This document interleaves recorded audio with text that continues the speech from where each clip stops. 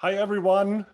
The energy you feel is real. That's absolutely right. And today it's not only me, but it's Danielle and Dr. Vic with the energy paradigm for you, offering a different lens and a new perspective for the way forward for humanity, creating our future with a high vibrational energy of possibility to create good for all around the globe. And I think that's actually what we need right now. When you look at the state of the union, when you look at the state of humanity all around the globe, with COVID, with the elections here in the United States, with the lockdowns, we need energy, and we need good energy right now. Welcome to our show today, December 2nd, 1 month post-election here in the United States, and you can still cut the air with a knife, but we are not going into politics because the energy paradigm transcends party lines, nationality, language, and religion. We're going to talk about energy today, the universal language of humanity. Today, we have a very special show for you because we are talking about the energy to be. And you might have heard that, just be yourself, be authentic, hey, just be. But what does that really mean? And how can we access this point where we can be? And that is what we are going to talk about today. How can you be, and how can you be free? But before we start,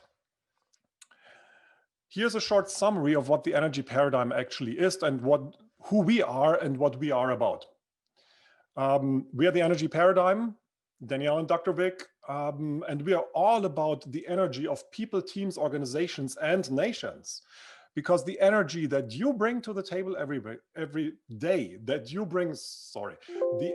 that you bring to the table every day, the energy that you bring into your life, it makes a difference. It counts. It matters because it vibrates in your field and you resonate with other people who have the same energy. Have you ever been on the highway and being aggravated? You will attract people who will aggravate you, right? Who cut you off. That's what happens with energy. Have you ever been super happy? You attract people who are happy around you. And what we aim to do is to help you do this for yourself, with your family, with your significant other, at work, but also to take it to a completely different level, to take it to humanity. Because I guarantee you, if we all can get to an energetically high vibrational place, and what are we, 7 billion, almost 8 billion people on planet Earth. If we can do this at the same time, a lot of the dysfunctionalities that we see today would just disappear because they cannot exist anymore. Why? Because there's no attraction point for it. That is what the energy paradigm is about. How did we get there? We have a long track record of interviewing, assessing, and profiling people for jobs in companies, talent management, talent acquisition, talent optimization. And one day in that practice, we noticed we are missing something. And we have come to realize that we're actually missing the most important ingredient, and that is the energy that we all bring to the table every single day. You know what I'm talking about? If the energy is off, you feel friction. People rub you the wrong way. You feel not good in your skin. You feel it's not jiving. You're not in your groove. Things are like in molasses. You need to fight. You need to lean in. You need to push, right? But if the energy is on, things are flowing. Things fall into place right in front of your eyes. And sometimes it's like magic. That is the state that we are after, and we are calling this the glow state. We help individuals, teams, and organizations and nations find their glow state. So much for the paradigm. Back to our today's show, the energy to be. How can we be? How can you be? How can I be? How can we be since when? Since early childhood, we've been told how to be. We've been told what we can do and what we cannot do. We've been told to fall in line, how to assimilate, how to conform, how to shut up and obey.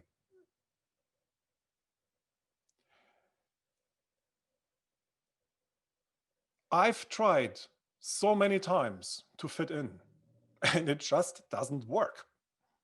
I failed over and over again. I stuck out my head, and there came the next hammer that pounded me back in, because I did not fall in line, because I was not conformist, because I did not speak the right language, because I did not dress appropriately, because I questioned my supervisor's decision, because I did not want to do what my boss told me to do, because I thought it was stupid. So how can we be in this material world that is rewarding us to be conformist? How can we maintain our energetic integrity? And maybe not only energetic, but our integrity. How can we be? Because what happens is, if you feel that you cannot be, you're creating friction inside. Because inside is telling you, you should do this, and outside is telling you, you should do that. That's how we create friction. That's how we create this unease that we feel when we have to do stuff that we don't like to do. This is how we inject energies into our life that are not really working for us. I've tried over and over again, and I failed over and over again until I finally realized it is that friction that we create between how we are supposed to be and how we want to be. That's creating the dissonance. That's creating the friction. And we inject our field with that friction. And guess what? If we have it in our field, we are then resonating with other people who have exactly the same vibration in their field. And then we can all form a wonderfully dysfunctional team, or dysfunctional family, or dysfunctional classroom, or dysfunctional mass of people driving on the road.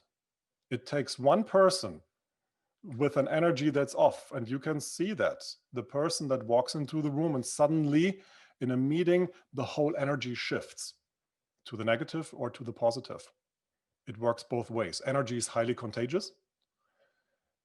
So the question is, how can we be? And what does it mean to be? Hey, Danielle. Hello, everyone. Good morning, good evening, afternoon, wherever you are in the world. I think that's where we just need to move it back a little bit. What does it really mean to be? And I think really being is ultimate freedom, how you decide for yourself. That's only something you can do for yourself. And throughout history, we've always had systems that have decided for us, whether it's been government, schools, family, religion, a whole slew of different systems that tell us how we should be. And that's a directive that we conform, like you said. We follow the rules, we belong, or else you're the black sheep, you're bad, you're doing it wrong. But then let's shame you because you are different. And then let's take all your ammunition away, all your power, all your gifts, all your talent. Let's shame you, put you in the corner so you never come out again, so that you never disobey us, that you never rear your head.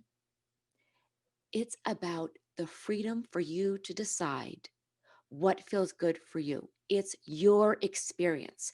It's not a very easy road to take, but it's something that's most necessary. And we're finding that very prevalent right now during these pandemic times of people being stuck at home and realizing this is it. This is it. And you might be stuck at home with someone whom you can't stand, or the whole home in which you're living. You can't stand anybody. No one's letting you be. That someone is always interfering or directing you how you should be. And when you're in that situation, you feel misunderstood and it's frustrating. And I think the most important aspect, the most beautiful thing out of all of this is if you can be seen, if you can be heard just the way you are, according to your own grain, your own experience, your own talents, your own dreams and passions, for you to follow that truth, there is nothing like being in that state. It's the pursuit of freedom and letting that be accepted. That allows you to be, truly be. And I think here comes a decision that you have to make for yourself, because we are taught, first by our parents, then by society, to seek for the validation of us being us from the outside. And with approval, yes. Other people approving us, other people liking us, especially social media, the like button, right? Other people supporting however we portray ourselves. We belong to a certain club. We belong to a certain cloud of people. And that is how we are taught to validate our being so we can feel secure. We are taught that when we buy certain things, we validate ourselves, the way we dress, the way our hair looks, the glasses, all the watch, the cars we buy. And that is a very slippery road because it never stops, right? You need to go and go and go and buy more and acquire more. And still, if you ask people who are in that cycle, which in my view is a vicious cycle, you never get there, because we are taught that every 6 months, every 12 months, things are out of fashion, which means you are out of fashion and you need to go out and validate again, right? To find. So what I mean with this is, if you try to play this game that we are being taught by society, by the market, you have to lose. There's no way you can win it. There's only one way how you can win this game, and that is, it cannot come from the outside. You need to find it on the inside. That is where you validate. That's where your confidence needs to come from. That's where your self-esteem needs to come from. Because if we delegate this to other people, we are at their mercy 24/7. And it will never work, because you can look at people who are constantly bending over backwards for other people. They can never make it right. It never stops, right? So you give them one finger, they want the whole arm. So how can you become the person who are you supposed to be? Where do you find that person? And that is on the inside. It is how you relate to yourself. And this is how this show actually ties into our last show where we talked about relationships. This is where you start relating to yourself. This is where you look in the mirror. And you might not like everything that you see in that mirror, but you better accept it, because otherwise you are opening the door for all type of friction to come into your life. The relationship to self is, how do you feel in your own skin? And can you make it work for yourself? No matter what other people think or say. Have you ever seen the odd person? I call them the colorful parrot, or the bird of paradise. Within a mass of people, there's this one person standing out, and they're just not conforming. They're doing their own thing. They don't give a bleep. And that is very interesting, because first we say, oh, wow, How dare this person? And then after a while, we start realizing, oh, they're doing their own thing. That is pretty cool. How can I do that? That is where we are getting at. That is where you find yourself, to do your own thing. What you think is right, what you feel is right, the energy you feel is real. Nobody can deny that. And even if on a logical level, your reasoning is not right, for you it's true in that very moment that you think it, until another person comes and corrects you, and then you have a choice. You can actually accept what's being told to you, or you can take it into consideration, or you reject it. It is your reality. We all create our reality. And I think that is where we can find ourselves. What is the reality that I'm creating? And it starts with the energy that I put into my field every day. So don't delegate your self-worth to other people, because it will never stop. You can never make it right. Don't look for a hero or a savior to come to the rescue. You are the only person who can rescue yourself. And it starts on the inside, how you look at yourself. Can you look in the mirror? Can you spend time alone with yourself and your thoughts? That's a pretty good gauge right there. Because if you And need, that very, oh, yeah, sorry. go ahead. Well, what's very important with that, sorry for interrupting you, is that the decisions you make for yourself have to be made from your heart and not your head. So, going back to what we just discussed a few minutes earlier with the systems, if someone is making a decision for you, you need to decide with your heart if that's for you. Because a lot of times these grandiose,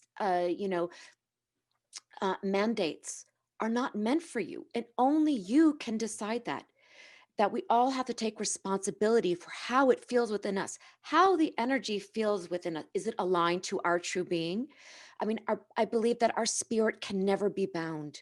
So it's almost that we released, in order to be free, that we release fear from our energetic field, that we don't belong, that we're not approved of, that we're going to be mocked, we're going to be sneered, we're never going to be allowed to come back from Thanksgiving dinner ever again. Oh my gosh, my child, the idiot, um, hanging around the wrong crowd. It's that freedom to be, that only you can decide, and that experience, that energy of that experience is what will lead you to where you're supposed to be. If you're feeling joy, if you feel uplifted, if you feel calm, those are great signs you're on the right track. You're doing something good for you. And when you're in that field, you can't allow anyone to make you feel small. There's no one above you. There's no one above you. We're actually all on the same field. So, anyone or anything that claims dominion over you, that self elevates or self promotes, let that be like the red warning lights in your car. The writing is on the wall. That's probably not someone who you actually want to listen to. Something or someone that wants to interfere with you leading yourself on your own way. So blessed be the parent who allows the child to spread their wings. Mm, And definitely. spreading their wings doesn't mean you have to do this, you have to do that. No, you want to do this, I support you. I've got your back. Oh, you want to do something that nobody has ever done in our family? Go for it. That's what's needed. You want to be creative, be creative. You want to mess up the kitchen, mess up the kitchen, especially now, right? Kids need to be creative. Kids want to experience. Kids are very touchy-feely, hands-on, experiencing things. And yet, we tend to keep them bound. Don't mess this up. No, don't touch this. Don't do that. Right?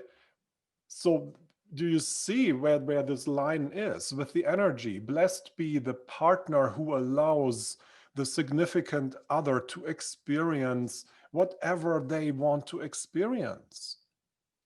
If you want to go to I have to make up a shamanic training and nobody in your family has done that before, go for it. It's good. The idea came to you because it's aligned, right? And you want to be with someone who encourages you to follow the spirit of yourself. You Absolutely. It's all about freedom, because if you keep doing according to what the society mandates, sooner down the road you're going to realize something is missing. Something is off. And if you're always out striving and grasping more of this and more of this, you know what?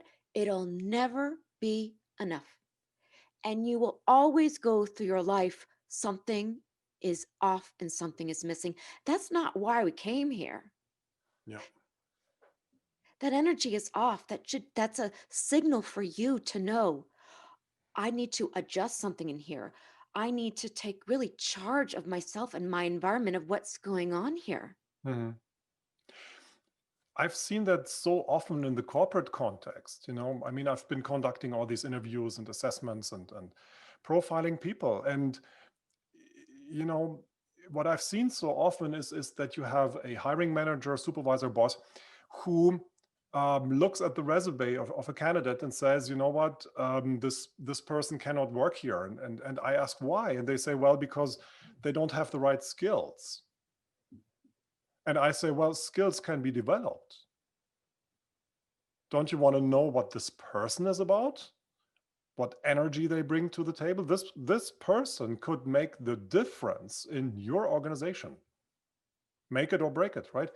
Um, it's so interesting that we are so conditioned to look at knowledge, skills, abilities, how brilliant people can reason, and we're not even interested in their energy, what they bring to the table, how they make other people feel around them. Yeah? So in that context, blessed be the boss who actually listens to their people, who is open for suggestions, who doesn't know everything better, who is not telling people to shut up, sit down, and perform and do as I say, right? And we are going in that direction in the workplace nowadays, but it's by far not where I would like to see it. We need to look into the energy that we are creating, and we need to look into the energy that we expose other people to. As I said before, it's highly contagious. If you get up in the morning and you're angry, you need to do something about it. Because if you carry this into your day, you leave a wake, like a boat, a wake of collateral damage behind you. And other people who are then miffed and unhappy. And they do the same then, right? And they leave a wake. That's how it works. And look at humanity right now. Look at society. Look at people online. Everybody is miffed. Everybody is upset. Everybody is I mean, they type, but yelling at each other to shut up, to obey, to fall in line. No, I'm right, right? So I think we need to take a step back from that and realize that we do not possess all the information, and that if I want to be, I need to allow other people to be. Because if you don't do that, if you say, I'm right, I'm Mr. Righteous, I'm super, I know everything, and I will tell you exactly how to do it, guess what's happening? Other people will show up in your life who do exactly the same thing to you.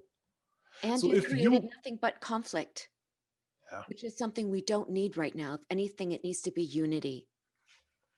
And that there's that old adage, do no harm. So do no harm to another. If you're going to sit there and criticize someone or shame them or blame them or slam them, just don't say anything, because the energy that you give out to shame another individual, it'll come back your way. And that's not anything we need right now. So let's not do any harm in our thoughts, speech, and actions. it's like a boomerang, right? Yes, absolutely. If you throw it out there, that thing comes flying back at you, When you least want it. and it will hit you hard in the head. Yeah. I've seen that happen before, and people call it karma. Or, there are many, many different ways how to call this. The deed that then creates another deed. We need to be very careful with how we energize, what we vibrate in our field, what we resonate with, and what we radiate through our words, through our actions, through our motives, through our intents. That makes a big difference. And right now, in some way, it is actually a big blessing, this time that we're living in right now. History is in the making. It was, to me, it was never as tangible, graspable before in my life as right now. You have a breaking up of the old and a coming up of all the muck that we do not want to see. And we need to take a long, hard look at it, because that is the compass that shows us the heading where we need to go from here. And the heading needs to go up in vibration, because otherwise, if we do not do this, if we don't take the high road, and if we don't lead with the right example, we are falling down. We're screwed, literally. And I think with that, oh yeah, go ahead. There is hope. Just like the lotus flower grows out of the mud, there is a new consciousness that's developing. And that is the cue for a wonderful break. Thank you so much, and see you after the break.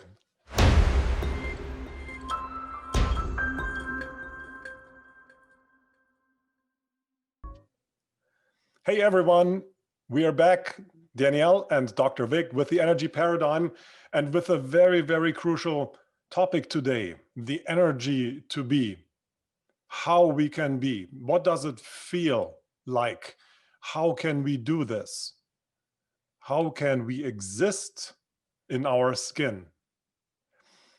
And we've discussed so far who we are, really, and how we can be free.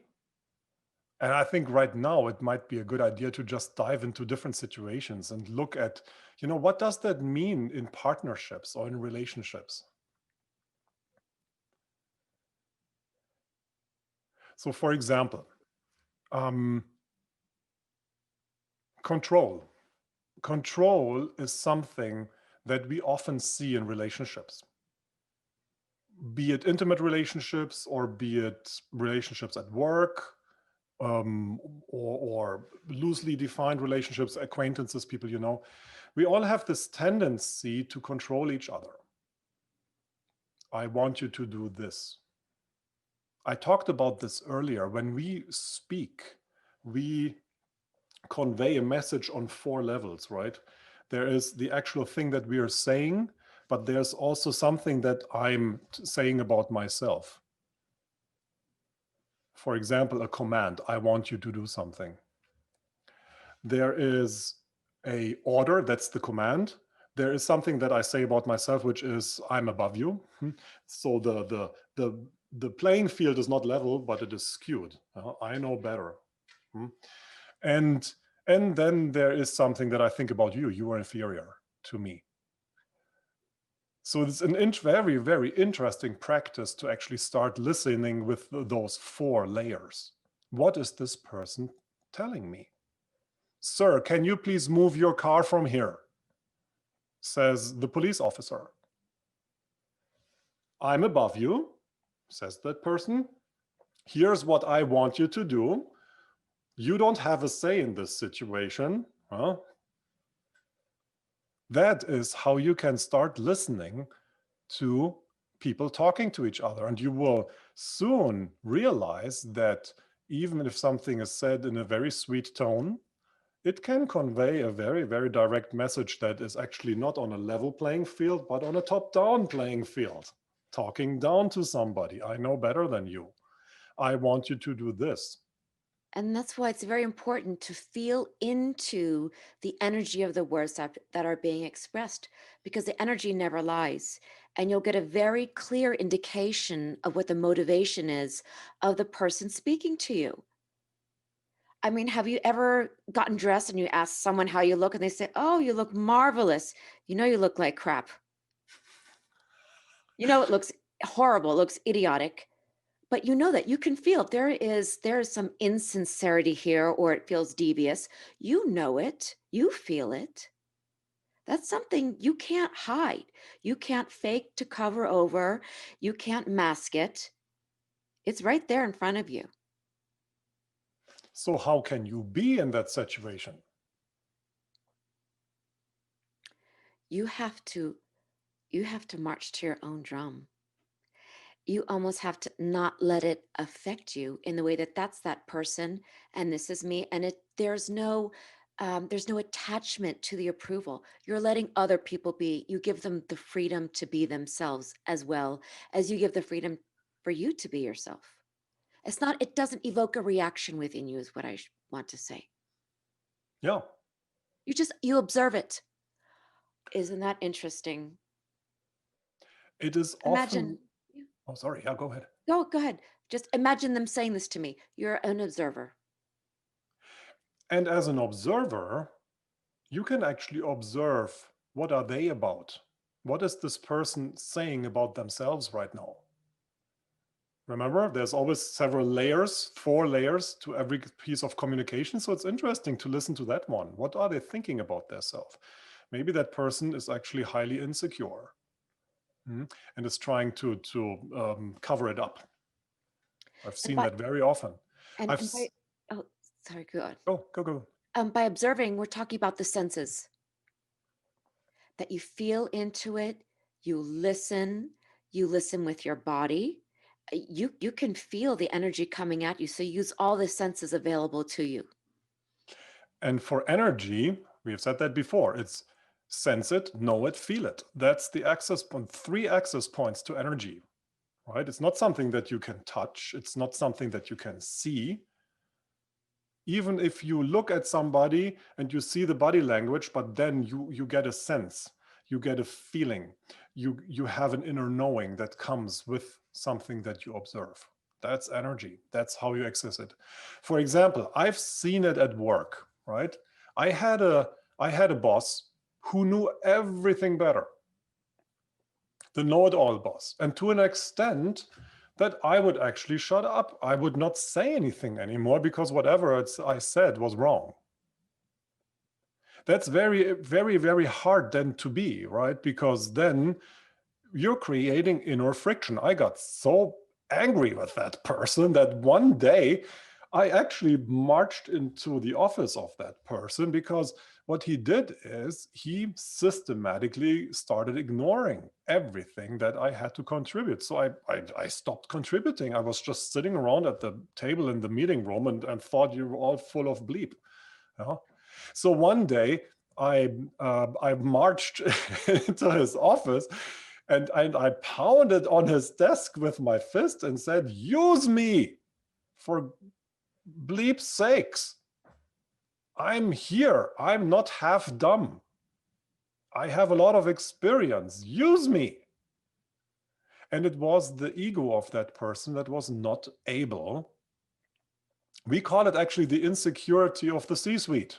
Yes. Yeah, the insecurity of the leaders. If somebody is there with good ideas, somebody is there with a good head on their shoulders, instead of using that person and helping them get out more of the genius, what do? They put their thumb on top and they suppress and they start undermining their own people, not realizing that is going to backfire. Because what happens, that person is going to leave sooner or later, or is going to sabotage your operation sooner or later, or is just not going to collaborate anymore. Because of the competition. We need the opposite of that. We need to find a way how to build up people, how to make them feel at ease, how to give them, how to give them the circumstances so they feel confidence, so they feel good in their skin, so they can contribute. And that is, I think, where it needs to start in organizations. We need to see people. I think with that too is that you need people in place who feel good in their skin to uplift themselves and uplift others. Because if you're in a very fragile state, if you're insecure or think, ooh, everyone's going to take my position, I don't want anyone to be better than myself, you are not uplifted, and neither will you go out of your way to uplift another. So the question is, how can you do this right now? Where as soon as you look at your cell phone, it's all blah. And as soon as you look at the news, it's all blah. And there's negativity everywhere. There's dissent everywhere. There's friction everywhere. And whenever you look at something, it pulls you down. How can you be and find that energy to be notwithstanding?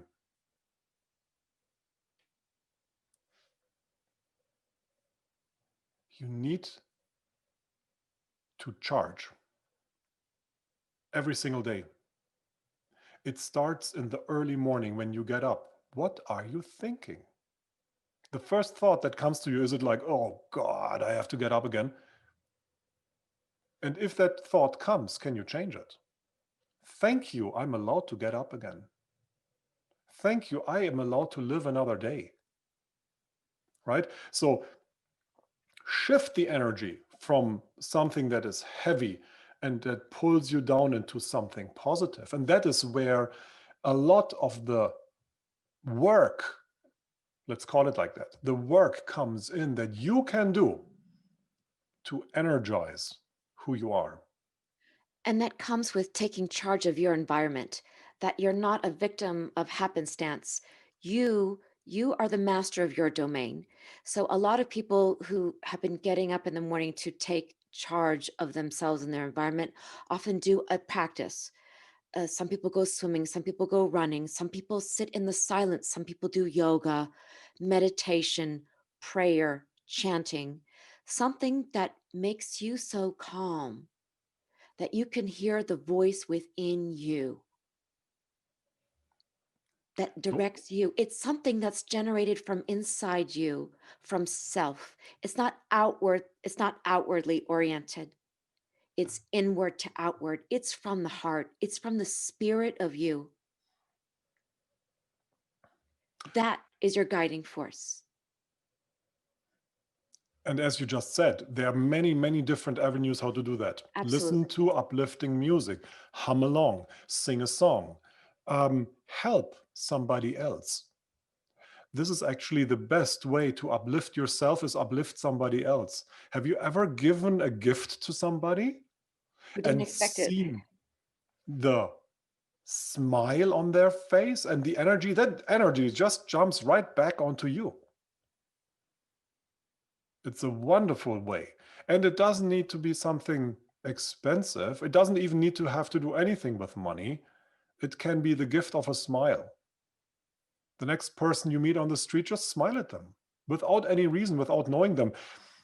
I do that sometimes, and then people wave. Yeah, it's like almost like, I should know this person. Maybe I should wave, right? But that's fun because that person then feels uplifted. They smile back. It's very easy. Let the person who tries to when you drive and somebody tries to change lanes, let them in. It's okay, and don't even expect a thank you for it. And if they thank, even better. But you have done something nice. Help somebody in need. Call the person that you have not spoken to in a long time. There are many, many ways how to shift the energy. And that is much better than imposing your worldview on somebody else, because you don't impose anything. You're offering something and they can take it or they cannot take it. And both ways are fine. Where it gets very, very dangerous is when you start imposing your worldview on other people, especially children. When you are claiming dominion over somebody, When you judge, point fingers, berate, ostracize, you need to know that you're pointing at yourself, because that other person is not so much different from you. And as I said before, it comes back. If you deny somebody else to be themselves, they will deny the same thing to you. And you deny it within yourself. So I think the key point here is to realize that your reality is just one reality out of 7+ billion. And taking that into account, I like to say your reality just isn't, because everybody has their own version of it. That's why it's so difficult to speak, to find out what is the truth, because the truth looks very, very much different when you look at the same situation from different angles. And that's something everyone has to ask themselves. What do you know to be true? Did someone tell you? Are you obeying? Are you conforming? What do you know to be true? And another question, what can you not criticize? What rules your world? What bounds you? What keeps you in shackles? These are questions you really need to ask yourself in order for you to truly be. That you eliminate the fear of whatever it is that keeps you bound up. And that just takes some searching It starts and with awareness. acknowledging others. To And by acknowledging, I mean, oh, you have your position and I have mine. And there's no right or wrong about that. It just is. And it's okay. And we can have a very civil conversation even if our positions are very, very different. Because I don't need to defend mine. Even if you tell me it's wrong, it's still my position. And I think that's where so much of our dissent comes from and our friction comes from, is because one person tells the other, oh, you're wrong. And please know, when you say that to somebody, you are taking the value away from that person. You're devaluating them. And if somebody says that to you, you need to be very careful. Are you letting this in? Will you react to that? Because that's where the vicious circle starts, right? Then it's like a spiral that goes down and down and down and down and down. That's when the accusations start, and then the frustration starts, and then the anger comes in, and then the rage.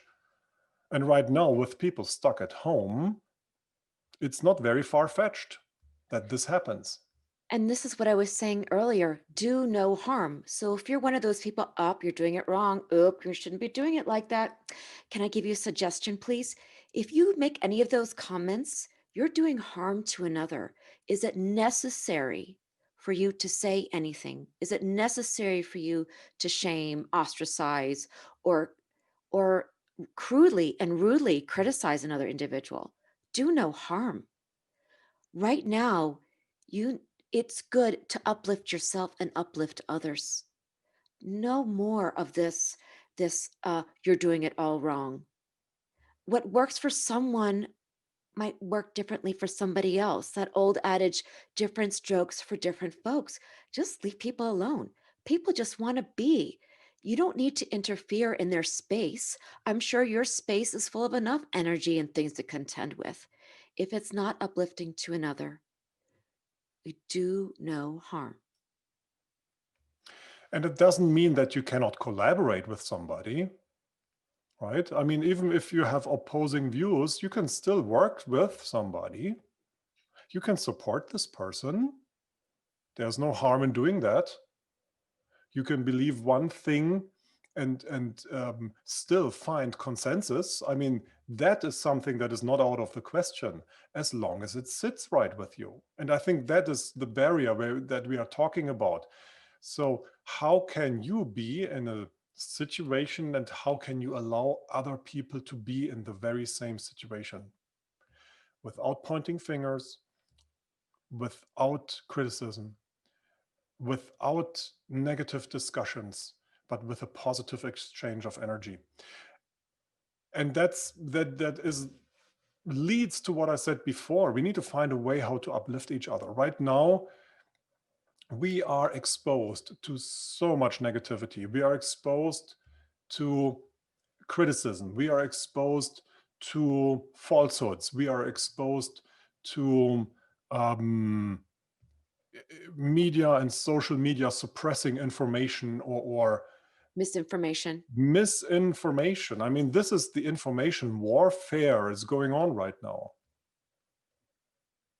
And if you validate who you are through that information warfare, the only thing you can do is lose. You need to find your own center. What is the ground that you can stand on? And when we look to go back to the very beginning of our show today, how we have been socialized, how we have been raised, the belief systems, what we have been taught and told by our parents, by our teachers, by society. There is a moment in life, usually in the 40s, when you start to question these things. In the 30s and in the 40s. And if you're not prepared to actually look at the questions that are coming up, you are running 100 miles an hour into a concrete wall, and we call that the midlife crisis, because that's when you reevaluate what is the rock that I'm standing on, and you will find out it's quicksand. And that's when you start asking yourself, what is actually true that I believe in? Who am I? What is meaningful? Have I done anything meaningful? Do I experience joy? Is this it? And in that situation, you again have two avenues, right? There's the material avenue.